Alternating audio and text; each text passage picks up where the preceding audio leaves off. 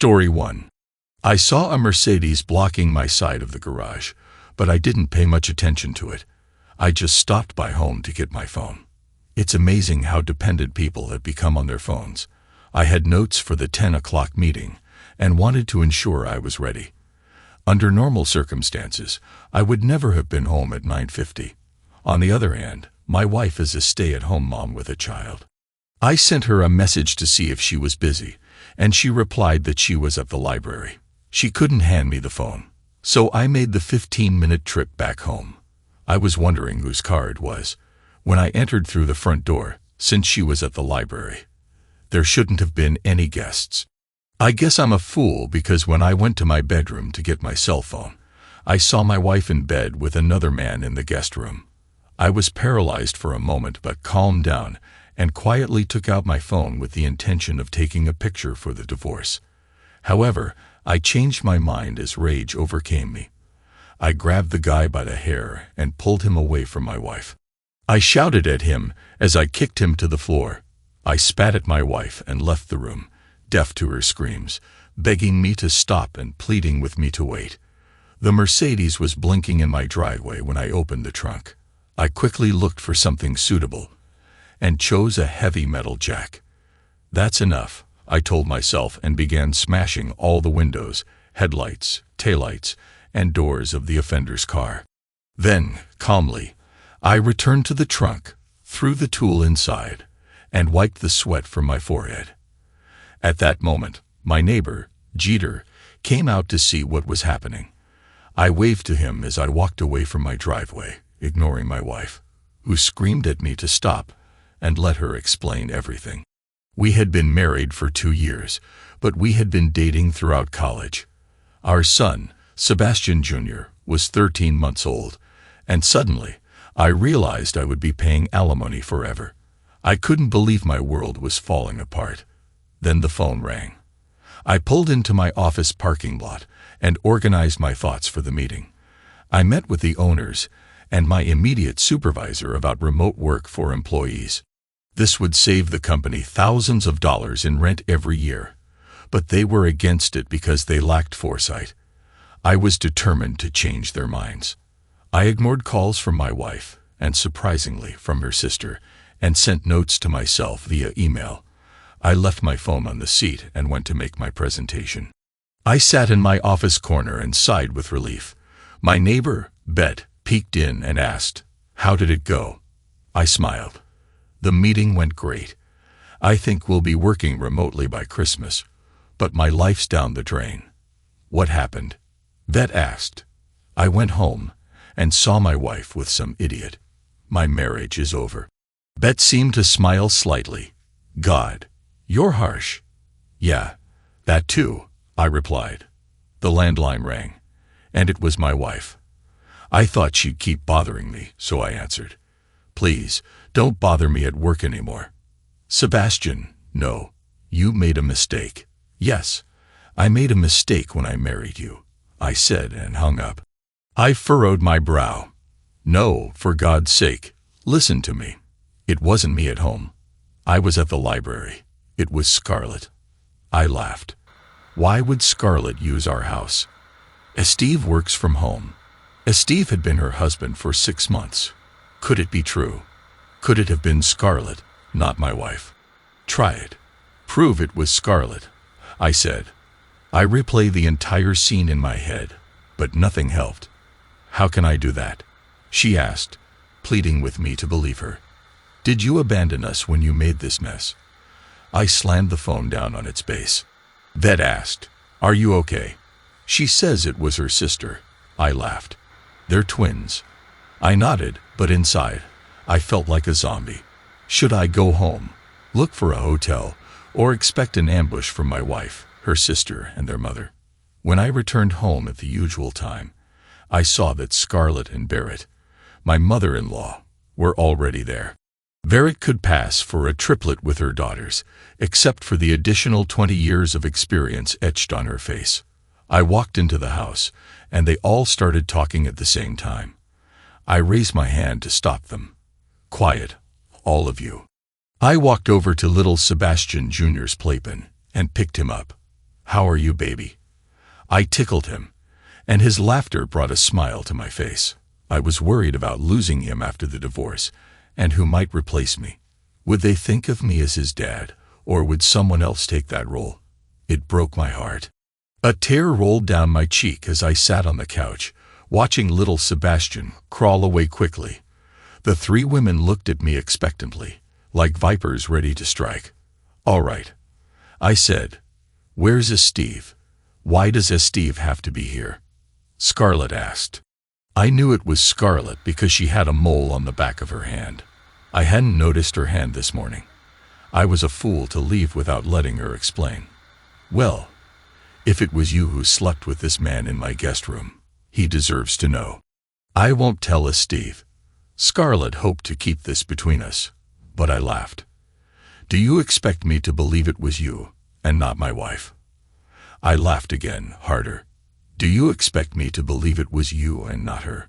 Barrett intervened. "Come on, let's not ruin marriages over this." My marriage was already ruined. The only thing that could fix it was Scarlett confessing to Steve about her infidelity. The women gasped, and my wife began to sob.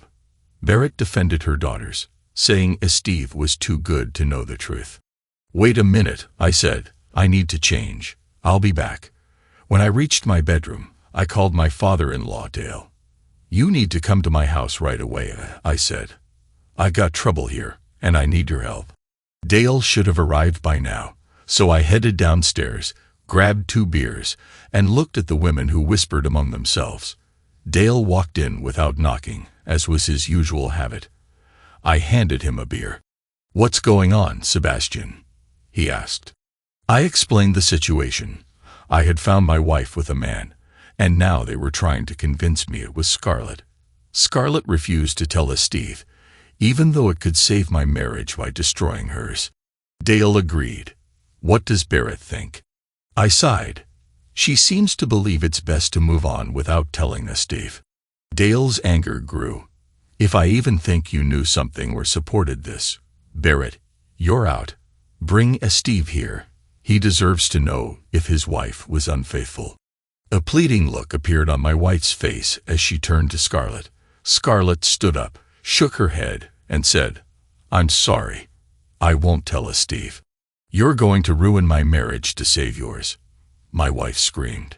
"Get out, or I'll tell Steve everything." Scarlett laughed. "Do you think he'll believe you? You're desperate to save your marriage and will lie to ruin mine." "Girls, stop it," Dale interrupted. "The only thing that will save your marriages is the truth." Scarlett smiled and left the house. Dale looked at me curiously. "She's gambling that without clear evidence, Steve and I will doubt who's telling the truth. By allowing Scarlett to use our house, my wife betrayed me, even if she didn't cheat herself. They're twins. How can I trust her?" My wife ran to the bedroom, sobbing. Barrett followed her, but Dale stopped her, threatening to kick her out as she supported the deception. I picked up Sebastian Jr. from his high chair, kissed him, and prayed things would somehow resolve. While my wife didn't physically cheat, her actions in allowing Scarlett to use our home broke my trust.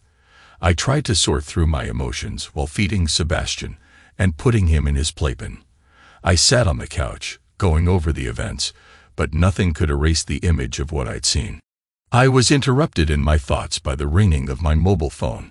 "Hello, Bet, how are you?" "Nothing. No progress or regression. I'm desperately trying to figure out how I can find out for sure which one of the two it was, but I'm stuck in uncertainty. I'm really sorry, Vass. You don't deserve this. If you need anything, I'll be there right away." "All right, Bet, thank you. See you in the morning." I ended the call and thought about how good it was that Bet cared about me. We've been friends since we started working on the same day 2 years ago. Her workspace was next to mine, and since the office was open, our computers faced each other, and we looked at each other almost all day. She was a pretty girl, a bit plumper than Scene, but she had her charm, and often hinted at things, and used ambiguous expressions during the day. If Scene was tall and slender, Bet was petite and curvy, with long red hair that she constantly brushed aside during the day. Vass, Scene said from the stairs. Yes. I swear on our son's life. It was Scarlett. You have to believe me. Believe in my love for you. How? How can I believe you if it wasn't you? Why did you let your sister do this in our house? You messed up, Scene. I don't see a way out of this for us. She was sitting on the stairs and sobbing. I knew I had to do something for sure. So, I called Steve. Hello, Vass. Hi, Steve. Did Scarlett tell you about today's drama? She said she was going to see a friend. I haven't seen her since breakfast. Well, I'm sorry to tell you this, but I caught one of our wives in bed with a man in the guest room this morning. Initially, they claimed it was Scarlett, but when I said I would tell you, Scarlett backed down. They left everything to each other's conscience, trying to save themselves. You must be joking, he yelled. I'm not sure. I didn't open the garage, just saw the Mercedes. And no, I've never seen him before. Thanks for telling me, Vass. I'll look for her and see what she says. I'll let you know. Thanks.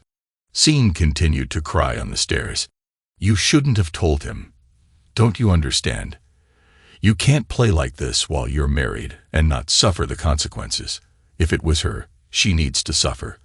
I don't understand how you thought you could say it was her, and that you'd never tell us, Steve. This would have never happened. We know you don't like us, Steve. Another reason I think you're playing with me. I can't believe you've done this to us. We have a baby. Little B.A. started crying because of my shout, and Scene went to comfort him. I felt like crying, but I refused to shed tears in front of her. She was a wonderful mother. When we started dating, she admitted that she didn't care if I worked or not. She wanted to be a mother and have 3 children. She wasn't the type of person to have secret affairs. It wasn't in her nature. She was devoted to me and little B.A.S. and never showed even a hint of unhappiness. I think the same was true for Scarlett.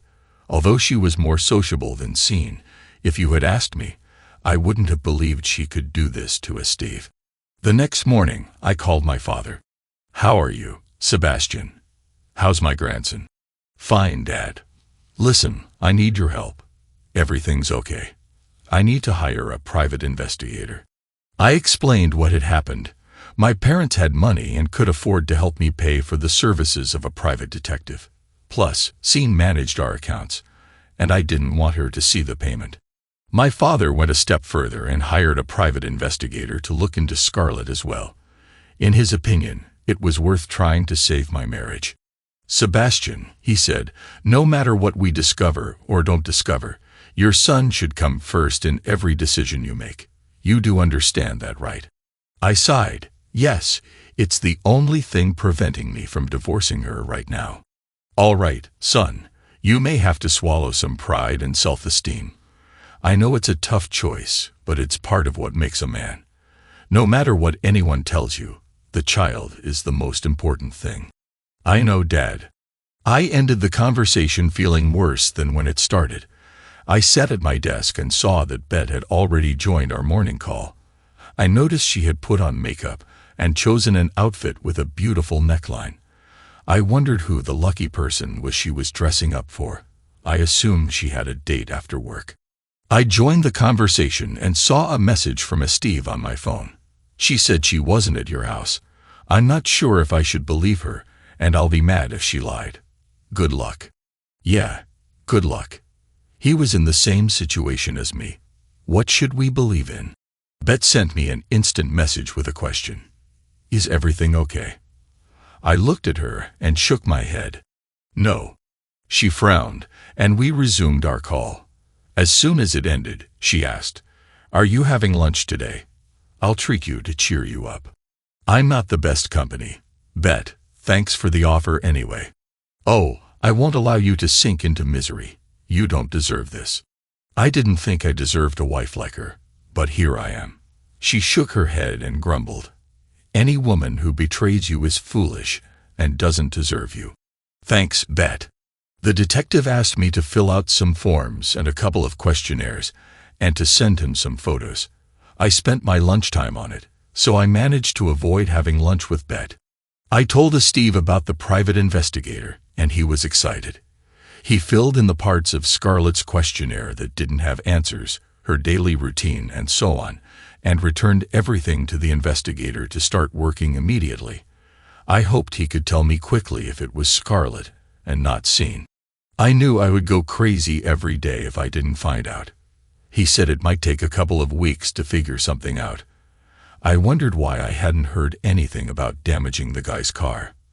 I hoped to receive a call, at least from the insurance company, and worst case scenario, from the police. I got home and saw that Scene had gone to swim classes with little BAs. So I messaged the detective that everything was ready for the installation of cameras.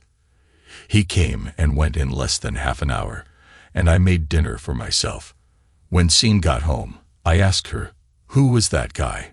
"What guy?" "The guy you were with." "Don't pretend. I told you it wasn't me. I have no idea who you were dating." I called Scarlett and put her on speaker. "Hi, Vass. Who was that guy?" "The guy you found in your guest room." "I have no idea. One of you is lying, and I'm going to find out who." I hoped one of them would let slip some information, no matter how insignificant. It didn't matter. A private detective knew about the car damage and checked the body shops in town. He would find out soon enough. A week went by. There was no news from the private detective. Nothing changed in my situation, and Scene did everything she could to show me she loved me. Bet was becoming obsessive, inviting me to lunch every day. I realized what she was doing and put an end to it. She would have to wait for me to divorce before she could claim me. One morning, I passed by Starbucks and was quite surprised. I was in a drive-through line around the coffee shop, and someone walked in front of my car to enter the store. It was that guy. I'll never forget that face. I left the line and parked. I stood behind my car and waited. After a few minutes, he came out, and he didn't notice me until he was about 10 feet away. "Hello," I said. "Do you remember me?" "Listen, man, I don't want any trouble. She didn't tell me she was married." I approached him and said, "Answer a question, and I'll let you go, and you'll never see me again. Okay. Buddy, ask. Who did you sleep with?" "What are you talking about?" he asked. "You saw us. Who was she?" I shouted. "What was her name?" "I don't know her name. We met online, on a forum." I called her the Siren. He flinched as if I were going to hit him. I took a deep breath and asked, "What's her phone number?" "I don't have a phone number. We communicate through private messages on the site." It was getting harder and harder not to hit him out of frustration. "What kind of website is that?" I asked. "It's a community. She posts pictures there. Some of them are intimate." We corresponded only once after that. She promised to pay for my car repair, and I told her I didn't want to hear from her anymore. I don't want any trouble, man. You better not get near her, or we'll meet again. Understand? Yes, please. I swear I didn't know she was married. He walked away, and I realized he was telling the truth. The most interesting part of that conversation was that he said she posted the photos. She may not have a name, but I have photos. I hope at least one of them shows her hands. I went to the forum page and called in sick to work so they wouldn't catch me looking at private images all morning. It wasn't hard to figure out, and soon I had my own username and joined the community. I was looking at pictures of attractive and not so attractive women, most of them cropping their faces. I found the Siren's post, and it was a common image in lingerie. I couldn't see her hands, but I didn't recognize the clothing, and for the first time in a week, I felt better. I clicked on the username and went to the Siren's page. There were photos, and I didn't recognize the room. They weren't taken in either of our houses. She must have been holding the camera with her hand with the mole, because it wasn't in any of the photos. After going through dozens more photos, I started to get frustrated. I tried to identify the room, the clothing, any trace on her body. Even her lips resembled Scene's. I was baffled. The photos were at most 6 months old, so the timeline didn't help either. Scene had already lost weight after the pregnancy by that time, and had no stretch marks or scars. Another dead end, and I was going crazy. I was so close to figuring out which of the sisters it was, and then I had a revelation.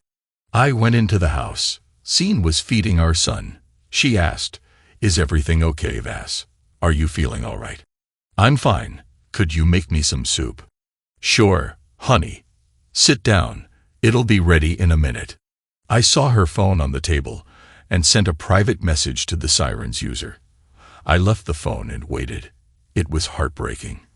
Scene looked at me and asked, "Vas, I don't want to pressure you, but you're close to making a decision. I'm slowly dying every day without your love." I was about to tell her that I still loved her when my phone vibrated. I opened it and saw a message from the Siren.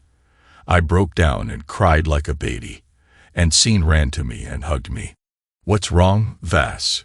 What's happening?" "I love you so much, Scene. I would have died if it was you." "What are you talking about?"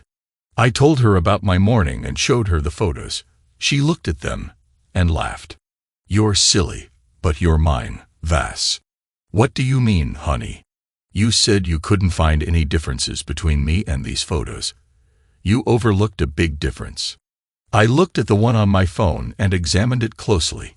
"I'm sorry, I just can't see it," I said, feeling stupid. "Oh, honey, look." She took off her yoga pants and underwear, and I started to laugh. "I can't believe how stupid I am. It was all in vain," I said, laughing. I kissed her and asked, "Is it bedtime already?" She smiled and replied, "Oh yes. I'll see you in the bedroom." Scene had a small sun-shaped tattoo on her thigh that I didn't notice right away. However, not all our problems were resolved. While Scarlett didn't prevail, she allowed Scarlett to use our house, tried to justify it, and find excuses, but I didn't believe her. A few weeks later, I received a report from the private investigator saying that Scarlett had been dating several men in hotels. I gave the information to Steve, and he kicked her out. I told Scene that she needed to cut all contact with Scarlett, and she reluctantly agreed. She was already angry with her sister and didn't want to talk to her because of her lies, both to me and to Steve, but she decided they would eventually reconcile. I didn't believe it. I told her that if I found out she was communicating with her sister, I would kick her out. It may seem harsh to some, but I believe it's the only way to protect myself. I talked to a lawyer about a postnuptial agreement, but my main concern was little BAS, and in my state, custody cannot be included in a postnuptial agreement. As a result, I forced her to sign an agreement that gave me most of the assets and left her without alimony if she had an affair. She signed it without hesitation. Story 2. I'm a 31-year-old guy, and I've been in a relationship with my soon-to-be ex-wife, who's 28, for 7 years.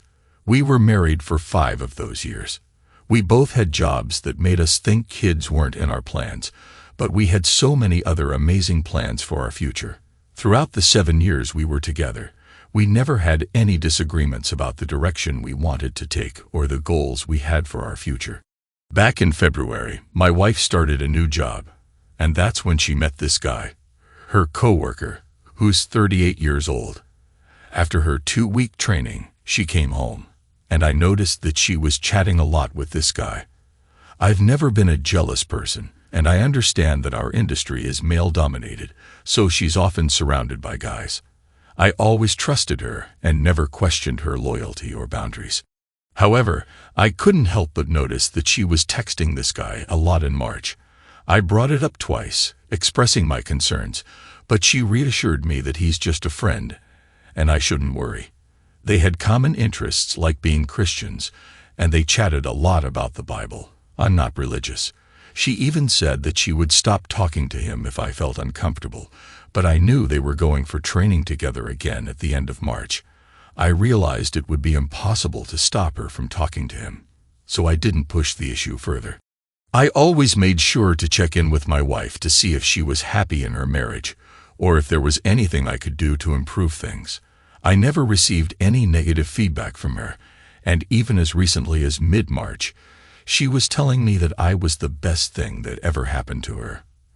However, things took a turn when she left for a month of job training in a different location. In the first few days, everything seemed normal between us, but as the week progressed, we started to fight a lot. I'll admit some of it was my fault because I was going through some personal stuff and was feeling quite emotional, but there was something else bothering me too. She seemed distant and expressed some strange ideas about the future that didn't sound like her at all. This made me feel uneasy because we used to hardly ever argue about anything. I can't even remember the last time we had a big fight before April. It's been a confusing and challenging time for both of us. I felt really bad about arguing with her because I knew how important it was for her. The main issue we were fighting about was her not maintaining clear boundaries with this guy from work, and it was obvious to me that he was interested in her romantically. Then she brought up the need for space and time to think about our relationship and our future. She assured me that she still loved me, but things weren't the same anymore. I was confused, but I respected her request for space because I didn't fully understand what was going on. After a couple of days, she dropped the bombshell of divorce during a FaceTime conversation. It was devastating, and at that moment, I still didn't have a clear grasp of the situation. But deep down, I had a gut feeling that she might be leaving with this other guy. It's been a roller coaster of emotions and uncertainty for me. When she finally returned home in mid-May, I went to the airport to pick her up. As soon as I saw her, something felt off. She didn't even give me a hug after not seeing each other for a month and a half. When we got home, she didn't bother unpacking her luggage that first night. She looked me in the eyes and told me directly that she wanted a divorce and that she no longer loved me. It was incredibly tough and hurtful, but I was still holding on to the hope that maybe our arguments and my emotional ups and downs had contributed to her feelings, so I tried to work things out. But the very next day, she started acting differently. She claimed she wanted to clean the house and create nice memories for the last couple of days before she left. I sensed something wasn't right, and I felt like she was hiding things from me. So, for the first time in 7 years, I went through her phone. There, I discovered that even before she came back home, she was already in a relationship with that co-worker guy, and they had even signed a lease to move in together. This was just a month and a half after she had left home at the end of March. She had told this guy that she was willing to give up everything to start anew with him. It was a devastating revelation, and it left me feeling even more hurt and confused. I still feel terrible to this day for going through her phone because it's something I had never done in a relationship before, and I felt like I had crossed a line. However, at that moment, I decided to take screenshots of her conversations with the coworker and acted like nothing happened just to see how far she would go with all the lies she had been telling me. For the following days, I kept asking her questions about her and this coworker, but I never got any honest answers. Finally, that night when we were talking, I got really frustrated and angry, and I started pressing her for the truth. She turned it around and blamed me for my own issues, saying that's why we could never be together. Even during our heated arguments, she continued to lie. Eventually, she decided to leave that night, and as soon as she was gone, I sent her all the screenshots I had taken and told her that I already knew everything. I admitted that I was testing her to see how far she would go with her deception. She then claimed that they only started their relationship after she brought up divorce, so she argued that it wasn't cheating.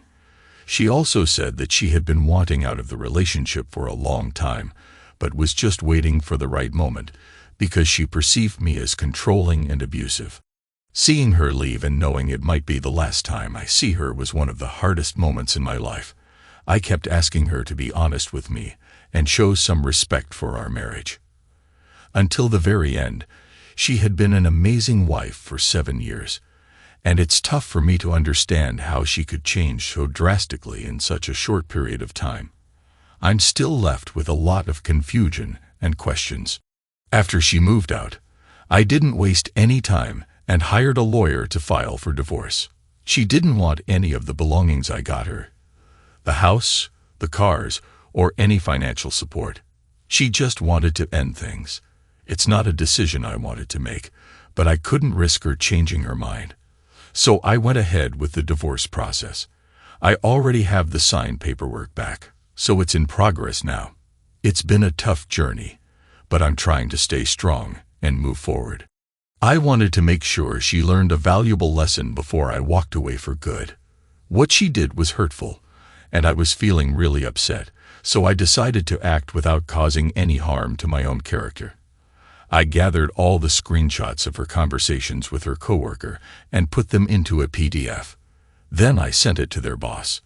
My hope was that this would help them understand the consequences of their actions and treat others with more respect in the future. And just like that, both of them got fired from the company. A perfect way to start their love story. Even though I'm still hurt by her cheating, I didn't want to stoop to her level and ruin my own reputation in the process. It's been 2 months since she told me she wanted a divorce, and I'm happy to say that I'm doing a lot better now. My soon-to-be ex has been trying to contact me, begging for mercy. She told me she's been having trouble finding a job since, and the guy she moved in with is having second thoughts on breaking up with her since he lost his job because of her. If she thinks I will help her in any way, then she's absolutely nuts. During this time, I've been trying to focus on myself and work towards building a new life and becoming a better person. I understand that neither of us was perfect, nor our relationship had its flaws, but what hurt me the most was how quickly everything changed. In less than 2 months, she went from being in a marriage to being in a new relationship and now living together with this person. It's been hard to grasp how all the memories we shared, the things we built together, and the plans we had for the future could seemingly vanish overnight because of someone new in her life.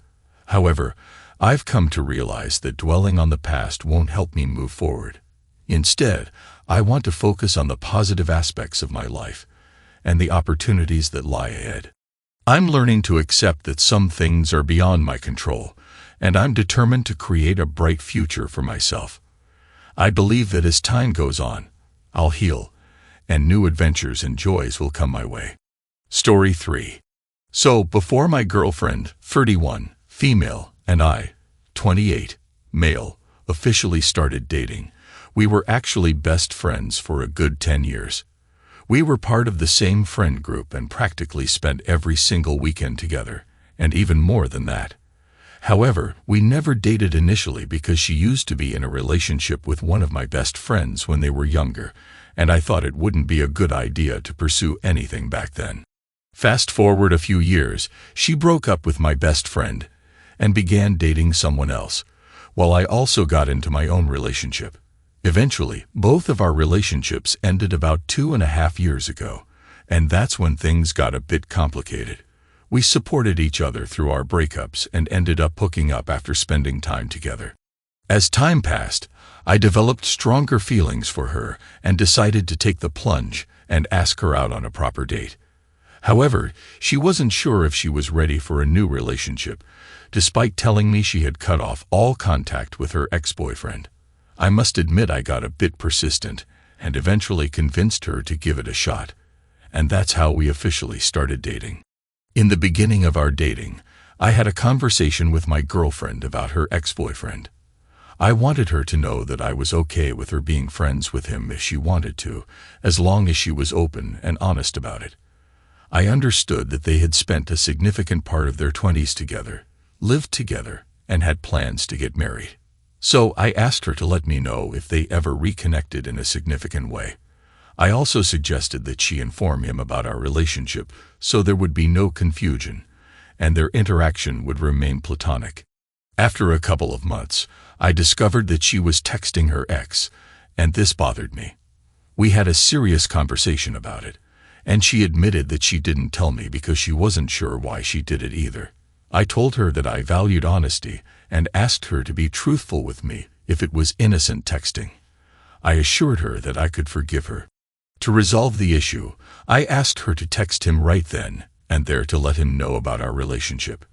We managed to make up after that incident, but the problem was that her ex would still come up in conversations occasionally. Even when she was drunk, She would admit to missing him and feeling like he hated her because he never responded. I began to feel guilty, thinking I might have handled the situation poorly by cutting her off from someone in an unhealthy way.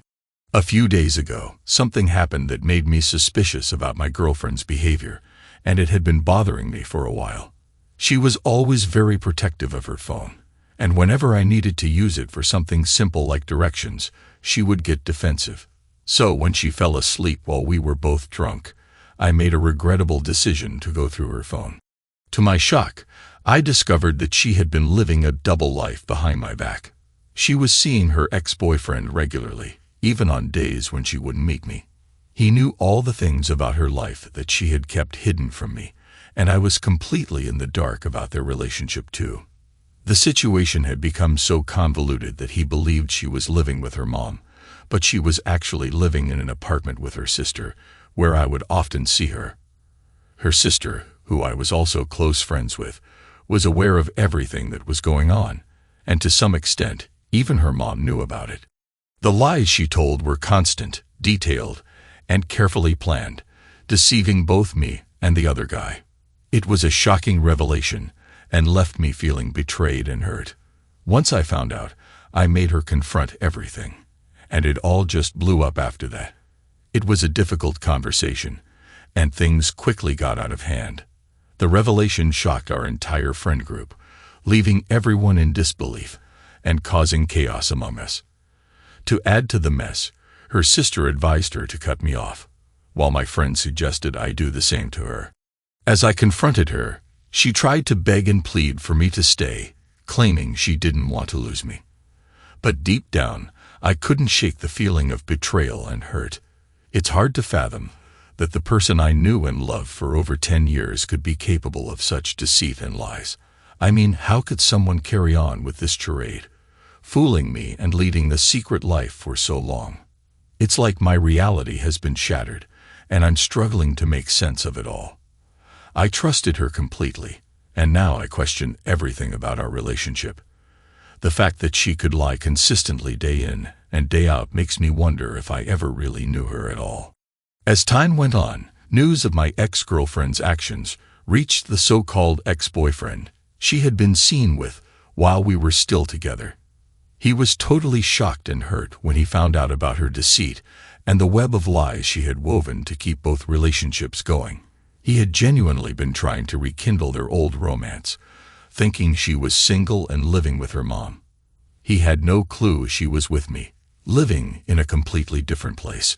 When he confronted her about the situation, it turned into a heated argument, and he called her a gold digger and a good-for-nothing cheater, and he too left. She lost not one but 2 relationships because she was being too immature, but it didn't stop there.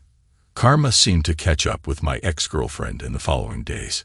Her double life started to fall apart, and the truth came out. Her lies and betrayal not only destroyed our relationships, but also shattered the trust within her friend group. People were understandably upset and disappointed, feeling like they had been deceived too. As the truth became public knowledge, many people distanced themselves from her. Her deceit had a profound impact, and it was tough for people to trust her again. The charm that once drew people to her now worked against her, as they realized it had often been a facade hiding her true intentions. The process of moving on was gradual, but I surrounded myself with loved ones who reminded me of my worth and helped me see a brighter future ahead. Surprisingly, I haven't heard from my ex-girlfriend since the confrontation. It was as if she'd vanished from my life, and I must admit it brought a sense of relief. I was able to distance myself from the pain and confusion, and it allowed me to focus on rebuilding my life. Not only did I distance myself from her, but my friends also chose to cut ties with her. It was a difficult choice for them too, but they stood by my side and supported my decision to move forward. Having them as a solid support system during this tough time made a world of difference.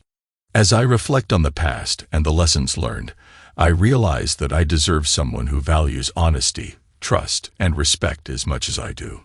Going through this experience helped me grow as an individual and understand what I truly want in a partner. It taught me that it's crucial to set boundaries and prioritize my own well-being. Now, I can confidently say that I am in a better place emotionally and mentally. I've been focusing on my personal growth, pursuing my passions, and meeting new people who bring positivity into my life. While the healing process took time, I am grateful for the strength that it gave me to move forward. Though the experience was challenging, it ultimately led me to a happier and healthier state of mind. I've learned to value myself and trust my instincts. Today, I am more hopeful about the future and open to the possibility of finding someone who will cherish and respect me for who I am. Story 4. I, a 33-year-old male, met my wife, a 31-year-old female, 8 years ago on a dating app. At the time, neither of us was looking for anything serious. We were both young and wanted to make the best of our youth. But then we fell for each other, and all of that went out the window. We wanted to be with each other all the time, and things quickly got serious. I knew before she and I even met that my wife was polyamorous. At the time, it wasn't something I cared much about. I just went into our relationship thinking it was going to be a casual, fun time. I was definitely curious about what that was and how that worked in her life, but personally, I've always been monogamous. My wife told me one day when things started to get serious that for the first time in years, she was only thinking about one person, and that was me. There was a bit of a disconnect between us when we first started exclusively dating because I felt like I was taking something away from her through monogamy. However, she assured me that it was what she wanted. We had some ups and downs, but we were able to work it out to be together. Eventually, I proposed to her, and we got married. Some of the people in my family were not at all understanding of polyamory, and they were practically betting that I would end up getting divorced before I was with my wife. I didn't know much about it, and I might have thought the same thing, but she explained everything to me in such a way that I understood what it was. I trusted that should she ever have any issues with monogamy, she would come to me, and we could talk about them. About 3 years into our marriage, I got the opportunity of a lifetime for work. It required me to travel abroad for 3 months to do some on-site filming for an advertising agency. They were pretty much paying me to travel all over Asia, visit some of the best tourist sites, and take pictures, all expenses paid, including hotels, meals and airfare, everything you can think of. After a long discussion with my wife, we decided that it was too good of an opportunity to pass up, and I agreed to take it. Of course, that meant that she would be alone back home while I was away, except for 1 week when she would be meeting me in Tokyo. Since our schedules aligned, I said goodbye to her and set off on my grand adventure. I had a great time. Every night, I would FaceTime with my wife, and we would catch up. I had no fears that anything was going to happen while I was away. One night, I called her for FaceTime around 5 p.m.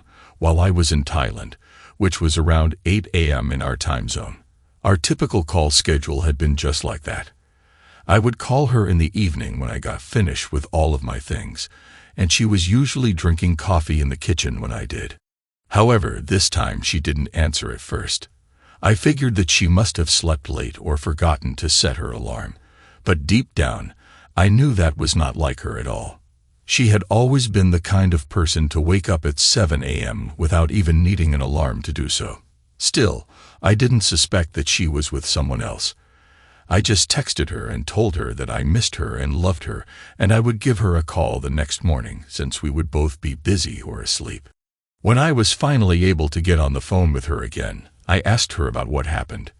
It wasn't an accusatory question. It was more out of curiosity since it just wasn't like her. She got defensive with her answer and made it sound like I was insinuating something when I wasn't by any means. I ended the call before an argument started. That was the last thing I wanted while I was trying to enjoy myself. But I couldn't shake the feeling that there was something more to her reaction that I didn't know about. Eventually, we made up, and everything was fine leading up to her visiting me in Tokyo. She got off the plane, and I was at the airport to pick her up. I was excited to see her. She was my wife, and I loved her and missed her. It had only been 2 weeks since I last saw her, but the first thing I wanted to do was just go back to the hotel room and be intimate with her. When we got there, she told me she wasn't in the mood because she was a little bit jet-lagged from the flight. I completely understood where she was coming from, so I didn't want to pressure her into doing anything. So we both just lay down and talked for a while. Throughout the rest of the week, every time I would try to initiate something with her, she would come up with a reason to reject it. Whenever she would reject it, I wouldn't ask any questions or try to pressure her to give me answers about why she didn't want to be close. It did strike me as odd, because she had always been the type of person who was very eager to have intimacy. The Tokyo trip ended for her, and I still had 1 week left on my journey. It flew by, and I couldn't wait to get home because I could feel that there was some distance growing between my wife and me. Everything seemed normal when I got there, but she still wasn't wanting to be close. After the first couple of days I was back, she started staying late at work, and it honestly felt like she was actively avoiding me. At that point, I had let a lot of my insecurities about what was going on with our relationship pile up, and I confronted her about it when she returned home. She told me that I was being obnoxious with my accusations. In fact, she ended up guilt-tripping me for why she was staying late at work. She told me it was because she had to take time off work to visit me in Tokyo, as I pressured her to do. We got into a huge argument about that, and I ended up sleeping on the couch. The following day, which happened to be a Saturday, she told me she had to go to work for some last-minute troubleshooting at the office. In all the time we had been together, she had never worked on a Saturday. I think it was at that point that I really thought something was going on. All the time that we had been together, we had never had any issues with her polyamory. But as soon as I started to think that something was wrong, it popped its head right up. I couldn't help but wonder if she had taken advantage of the time that I was gone and been with another person. For a while, I convinced myself that I was just exaggerating and purposefully trying to hurt my feelings by thinking things like that. I distracted myself by trying to clean up some of the house. As I was looking under our bed to pull out any old clothes or trash, I found a sock. It was only one sock, but it wasn't mine. I knew that, and it wasn't the type of sock that my wife wore. It was someone else's sock who didn't live in my house. That was the push that I needed to seriously consider that my wife was, in fact, cheating on me. I went to her office and looked through her desktop to see if there were any indications of who it was with or what she was doing while she was supposedly at work. There was no indication from any of her recent emails that she needed to go into the office for any reason, so that helped me realize that she had already lied to me. Her inbox seemed clean, but when I looked over her desktop and clicked on her recycle bin, I found some pictures and videos that she had deleted but hadn't cleared. My heart completely sank when I saw that. I recognized the man in the pictures right away. He was one of her coworkers. I had met him a few times at company gatherings, and I always thought he was a bit chummy with my wife. I would make jokes about it with her, and she would just laugh it off with me and tell me that he was married too, so I had nothing to worry about. I guess they both saw a prime opportunity to cheat on their partners while I was out of town. I emailed myself the evidence and immediately began looking for a divorce attorney. Right away, I started thinking of a way to get back at both of them for their betrayal.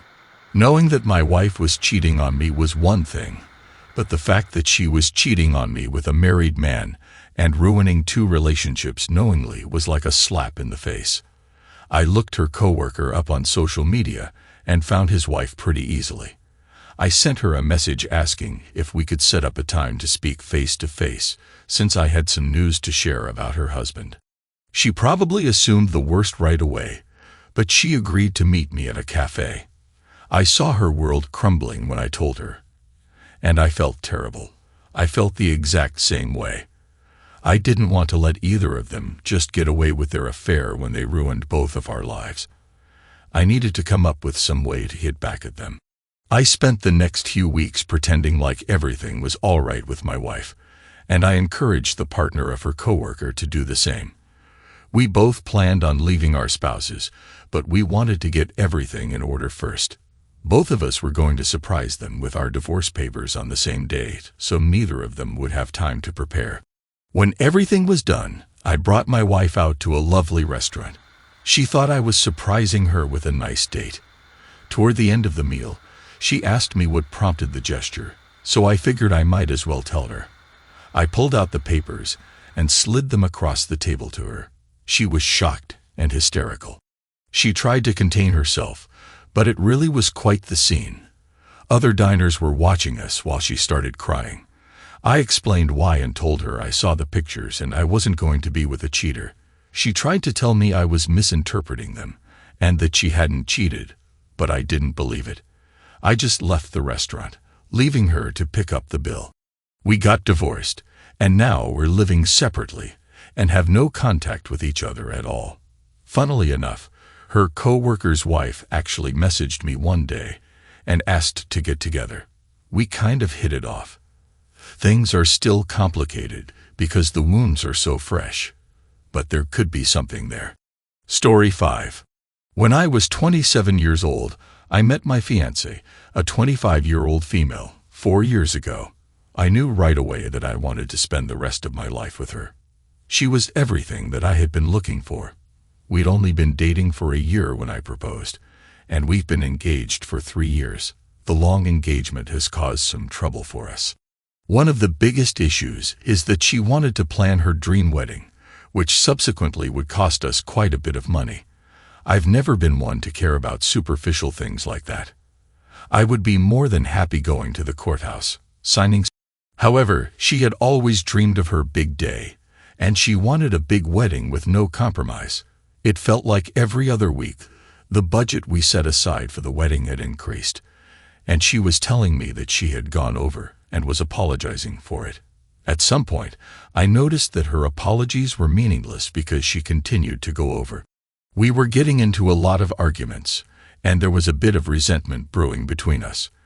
I'd had enough of her constant disregard for the financial constraints of the wedding, so I sat her down intending to have a calm, reasonable conversation with her. She was immediately very defensive and told me that she wasn't sure if she could be with someone who was controlling. I was upset that she had accused me of being controlling when all I was doing was standing up for myself when she was taking advantage of me. After the fight, she ended up leaving and staying at her friend's house for a week while we figured things out. Honestly, I thought it might have been the end for us. I was heartbroken. She was my dream girl, and I cared so much about her. She eventually came back, and we had a long discussion about the wedding. We both agreed that we still wanted to be together but needed to set some boundaries. We also agreed that we would move forward with what we had for the wedding and halt all further planning. That was the only compromise on the issue I would allow since we were already over budget by 50%, and we had 150 people invited. We fell back into our old patterns with each other, and it seemed like our temporary break in discussion actually helped our relationship. The wedding was only a few months away, and we were doing well. As we got closer to the wedding date, some of the stressors started to come back for us. My fiancée's coping mechanism with the stress was to throw herself into her work. She's a graphic designer and very creatively inclined, so it helped alleviate the stress. So instead of being home with me, she was at work. She started spending more and more time at work, which felt odd and unlike her.